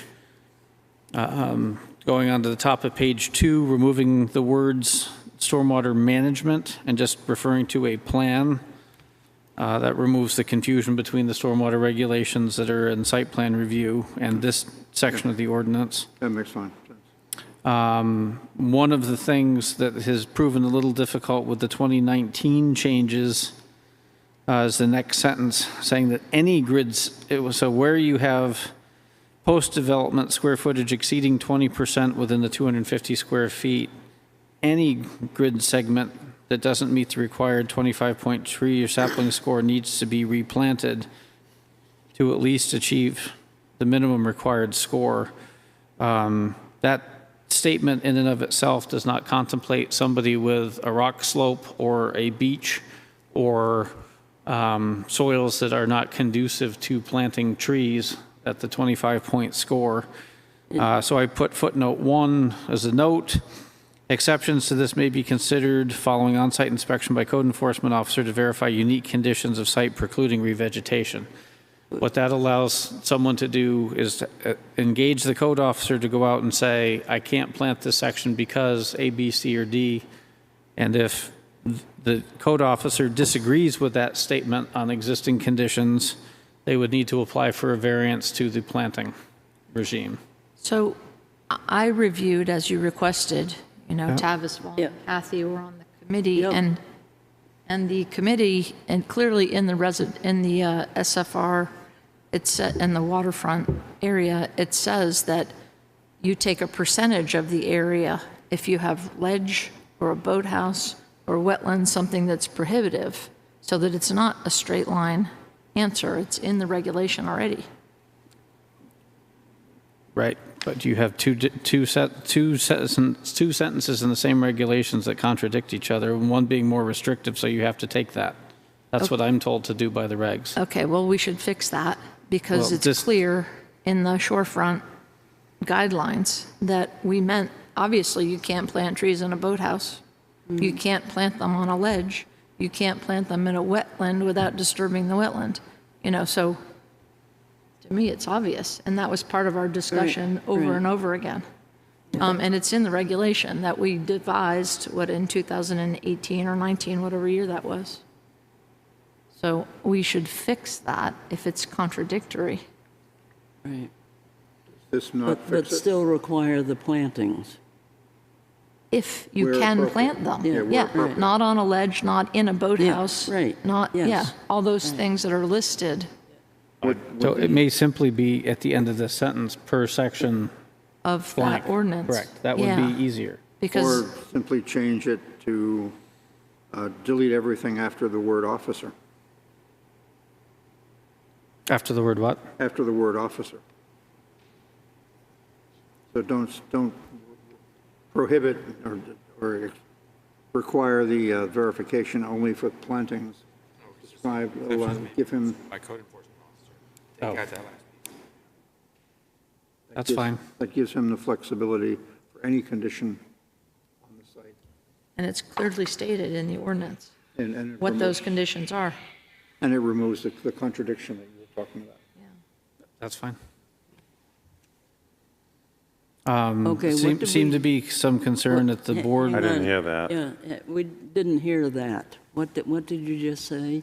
Suggestion is to solve the contradictions that Vaughn points out and that require Tavis to enforce the stricter of the two. To delete in that addition that Tavis has put in yellow, What line are you? second line, is where it says note exceptions to. Page 2, second line of the highlighted. Page 2, John. Page 2. Go back to the beginning. Turn it over. Top of that, see the yellow stuff? Yeah. All right. After, sir, put a period and delete the rest of that sentence. So it reads, exceptions to this may be considered following on-site inspection by code enforcement officer, period. I would agree with that. I would call that the nearest point of relief. Nearest point of relief. Yes. Good. So I'll just, to That's good. Yeah, okay. to clarify, in 17564.2, I think it is, on number 5, C5, it says, if for any reason there is insufficient area for a full segment or the segment contains areas incapable of supporting trees and saplings, such as areas of rock, ledge, or beaches, the point square requirement shall be reduced proportionally to that required of a full segment. It's right in the shorefront regulation. Then what's it contradicting? Where was the contradiction that you found? Paragraph C. So, as it's currently read, if a homeowner or developer wishes to exceed 20% lot coverage, stormwater management plan says, and if any grid segment within the waterfront buffer does not meet the required, Yeah. So there each was deficient grid must be planted to at least achieve the minimum required score. So there's a contradiction and the Right, addition that. it doesn't reference that other piece. And the change you made with the addition that. It was never intended, that's just a highly technical reading. That was, all of those words were intended to cover those conditions. Rocks, ledge, Right. boathouse, beaches, they're listed. Right. But then you have the contradiction with paragraph C. And there, the homeowner doesn't know whether to go with that part or this part, so now the code officer can make that determination. Or we could say C, the correct segment. Correct. I mean, that could be the other thing. Exceptions to this may be considered following on-site inspection by code enforcement officer consistent with section. Right. Yeah. So that it's clear, it's not just up to the officer, it's stated clearly. Correct. I think for us to come up short on any plantings is Dangerous. yes. I think we should go with a full and say, okay, if you're deficient over here, plant them over there. That's why I call it the nearest point of relief. Yeah. It's not how it works, though. You don't plant them over there, you have to plant them here. That's a whole new interpretation. It's per segment, per area. So what's your solution then? So my solution is just to say, look at the section that describes what the situations are that allow exception. Yeah, so it would be Mike's suggestion to delete after the word officer and replace with per section The other section. blank. So that it's not the complete scope of whatever the code officer believes is appropriate, but it's within the guidelines of what the town approved. By directing these people to that area. Yeah, that's better. Correct. And this is, trust me, this is not property owners bringing this up. This is engineers and architects that are going, what do I do? Do you have language to include after the word officer? Yes, per section, Whatever Vaughn's got in her hand.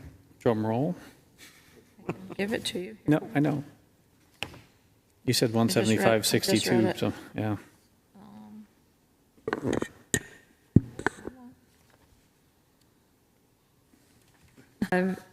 67 C5.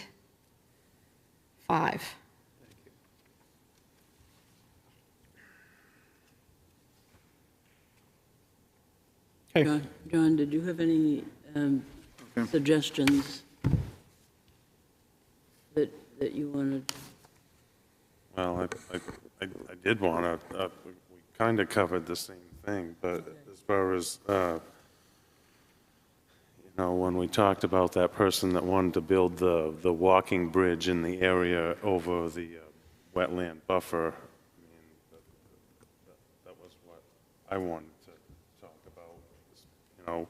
We asked them to, if they were going through the buffer, then I'd like to see plantings in the swamp. If you were going to go into the buffer, I wanted to see a swamp, and I looking to a square foot count for the size of the buffer that we were going to go over and say, okay, if you're going over 100 square feet of buffer, I'd like to make a calculation for the tree being 10 square feet or a bush being 10 square feet, and try to come up with some type of a calculation for that, so that we can, instead of people going into the buffer and eliminating areas, to replenish other areas on the property that add vegetation. I don't know how you want to do that.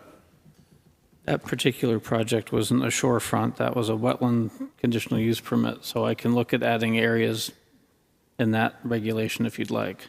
And the other one was when we talk about the shorefront area where we talk about we allow a 6-foot wide path to the beach and to the dock.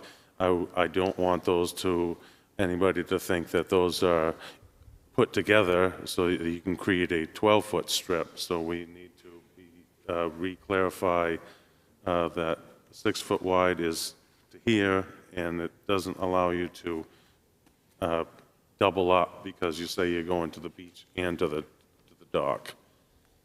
That was another one. I don't know how I you have want to never address that. seen that you would add it to 12, but you could have two areas. The beach might be over here and the dock might be over there, and you can still have a 6-foot path to the Yeah, beach and the dock. But if Also some, doesn't say also doesn't specify it has to be the shortest or most direct route. Right. I also haven't seen anyone propose a 6-foot wide serpentine loop all the way down. Yeah. But it is loosely worded right now. But I understood from Kathy that the shoreland people would be giving recommendations, and I'm taking notes, and I can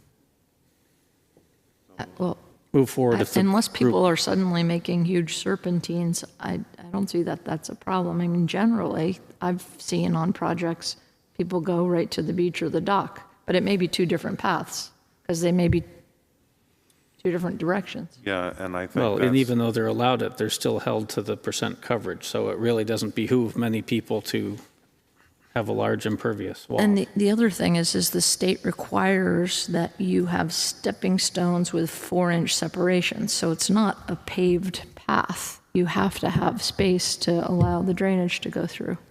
It's a state regulation. That wasn't the understanding that I had when Montrone made the recommendation to Rob on the 6-foot wide path to the beach, and Roger Murray was there with us, and he agreed that, and it was basically a 6-foot wide path. It didn't, Well, we can say maybe that. ours is not as restrictive as the state's. Maybe we need to figure that one out. So the state wouldn't allow that. Okay, And could the two of you come up with some wording? just follow the state regulation, or you have no choice. Okay, It's more restrictive because it describes the separation, and that it's a stepping stone path by their definition, which is 4 inches of drainage, basically, between stones. okay, so that's what your recommendation would be, to follow the state? Right. Okay. Because So it's Tavis, fine. did you get that? Do we want to add to our regulations, you have to comply with state law? I mean, We that's already do. kind of a, She's basically saying, so if somebody wanted to say, you have a 6-foot wide path to the lake, that 6-foot wide path is a stepping stone path with 4-inch spaces, so it's not really a solid path. We can copy the state's regulation right into ours. well, right now, the application process requires state approval prior to submitting to the town, so We've already done it's it. covered. Unless they change it. Correct. And all we're trying to do is to address the issue. So couldn't we just include that wording in order to, Follow state regulation. Yes, okay, will can I add that just, to the shorefront. can I just ask a question on, below the notes? we talk about it produces a minimum of 1% reduction of the lot coverage. That just seems kind of silly. I mean, people just say, okay, I'm going to do 1% and that's it. Seems like it should be a little bit more. No? Also, it's better than it was. It's Okay. not worse, it's not the same. Okay. Better. That's I mean- better? Okay, all right. Depending on the size of the lot, that is a large Yeah. percent, or large area. Okay, So maybe we should have a criteria for the different sizes of the lot if you were going for 1%. Say if you have a larger lot, the 1% may fit, but if you have a small lot, right. 1% wouldn't work. yeah, right. Okay, all right, it was just, I'm willing to stay on that. yeah, okay. I mean, I'm willing to look at that. Is anybody else willing to look at that scale? Say if it's a smaller lot, 1% isn't enough? I think anyone could look at it. I think it would take somebody with some engineering expertise to understand where that ratio might actually be relevant to stormwater protection. Okay, Actually, I have an opposite comment, kind of, in that if you are under a half acre, the criteria suddenly jumps. But if you're at 0.51 acres, you have a big hurdle to clear. There's not a graded scale on storm, I think it's storm, which is it, storm water management? Wait, hold on.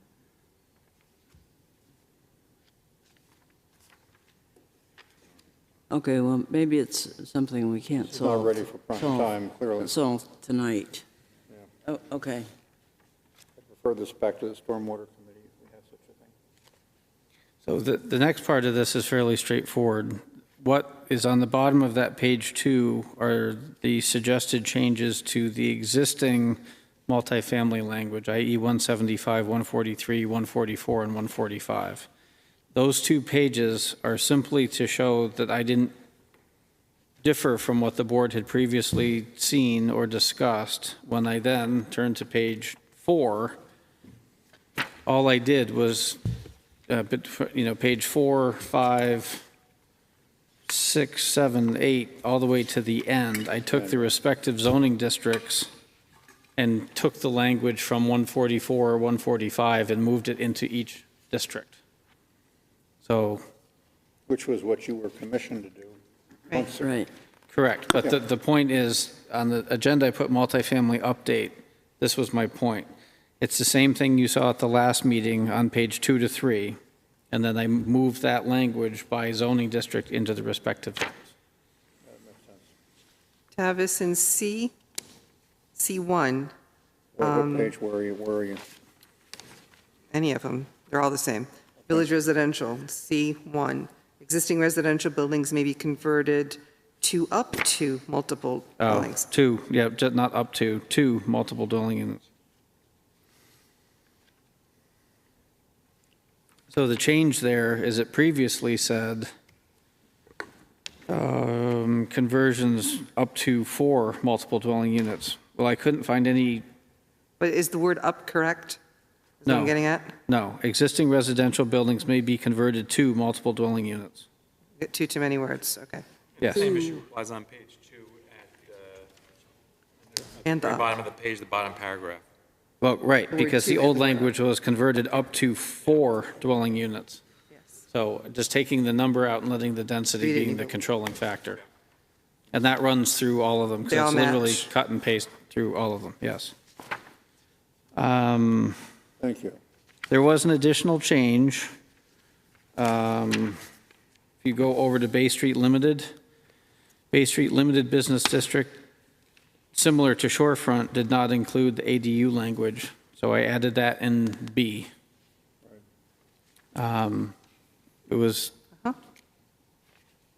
It was interesting where that change was made in 17 and not made. That happened again in Pine Hill. That happened in South Wolfeboro Limited. That happened in Center Street Route 28 mixed use. But CBD had it from the 17 on. And now they all match, right? Yes.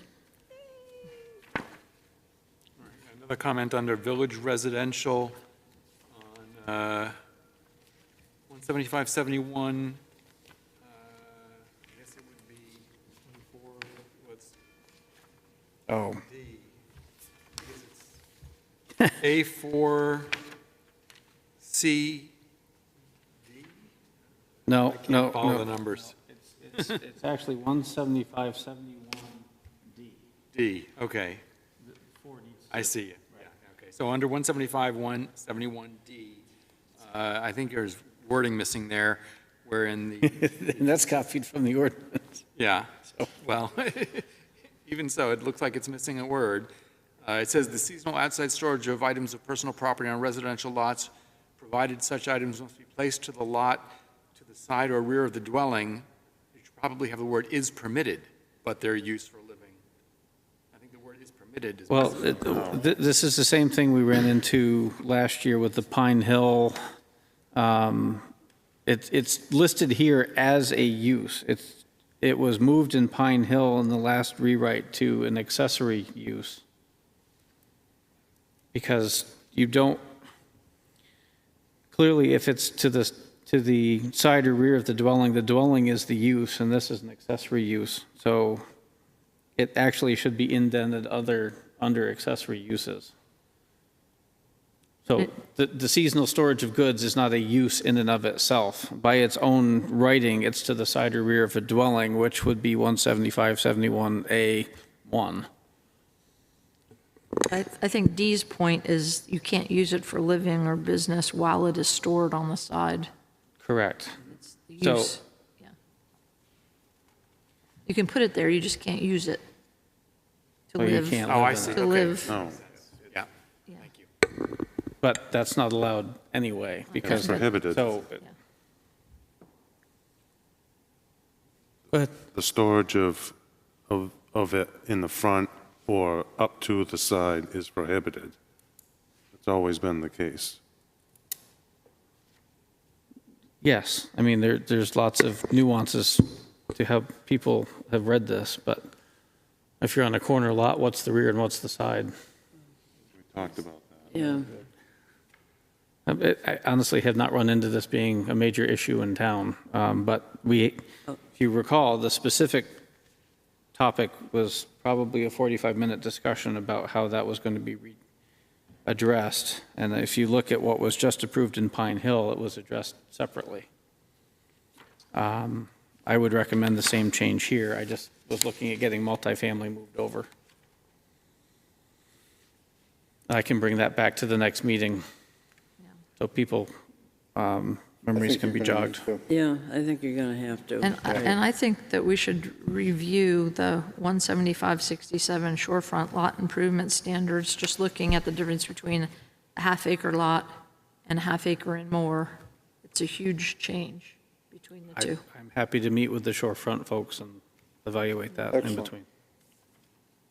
And we can maybe take that out of this document that we're working on, let that little group continue working on their own direction and move forward with the Right, balance of this stuff. okay, the- all right. The next thing in your packet is the email chain, so you can see the question that was asked of council and how it was responded to. We've already addressed that, but that's there if board members want to see what was asked and what the answer was. Okay, yeah. I don't know what you're talking about. With reference to what Tavis was discussing. There's a copy of an email. There's Yeah. the email that says, "Hello, Laura," and then it is the expression of the board's questions. Yep. And then the backside is the answer. So we've already talked about that tonight, Right, but that's okay. the background for that discussion.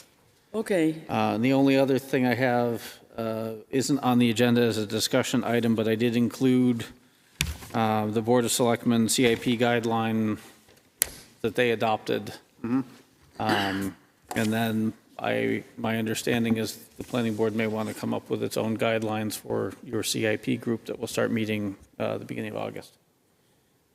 yes, when is our first meeting? August 5th, I It's believe. pretty soon. Yeah, I mean, can we discuss this at the next planning board meeting? You can. I didn't know Yeah. if you wanted a subgroup to look at it or and come back with recommendations at the next meeting, or how you wanted to do that. I think if I can make a suggestion to the board, since Kathy and I are board reps to the CIP, if Kathy and I and Tavis sit down together, come up with a suggested list of recommendations from the PB to the CIP committee, and then give it to the board here to review at our next meeting, with the board's approval, that could then become our Okay, guidance. That would be good. Okay. All right, that's what we'll do. Okay, let's see, we're down to public comment. Not a lot of public. Other business? Yeah, okay, I've got some. Go ahead. So this was a little tough for me to talk about tonight. One of the things this week that I came across was a Facebook post referring to the Bridge Falls Path. And the Bridge Falls Path, somebody complained that they couldn't see because the shrubbery was growing up on the Bridge Falls Path from Mass Landing headed towards Albee Beach. And then the next Facebook post was that there was a group of volunteers that cut all the shrubbery and all the trees and all the saplings and all the plantings down to bare ground on one side. My first question to the selectmen is, did any of the selectmen approve this? That section is out of the town's purview at all. We only control up to Center Street, from downtown to Center Street. From there out, it's all privately maintained and has nothing to do with the Board of Selectmen or the town officials. Okay, so this is, I did see that, and I believe one of the people that was asking for volunteers was part of the track group, the old track group. okay, so this is where I come in. One of the things that we know is we have a Shorefront Protection Act in 2008. And as a landscaper out there, I have clients down the road, and when my client says, John, cut all that stuff down, I say, no, I can't. I have to leave 3 feet of that stuff. Because, why? Because those are native species. Birds are provided food, animals are provided cover, destroy nesting habitat. When you cut it down to the bare ground, it heats up the shoreline. It also heats up the ground, dries out the ground, and then it creates erosion. Then it washes away. Stumps aren't cut properly, left with points. People go down in there, they trip on them, they get them in their hands, they get stuck in their body. Rules say no cutting below 3 feet. What's happened there is we have critical native species that have been devastated over there for a long distance.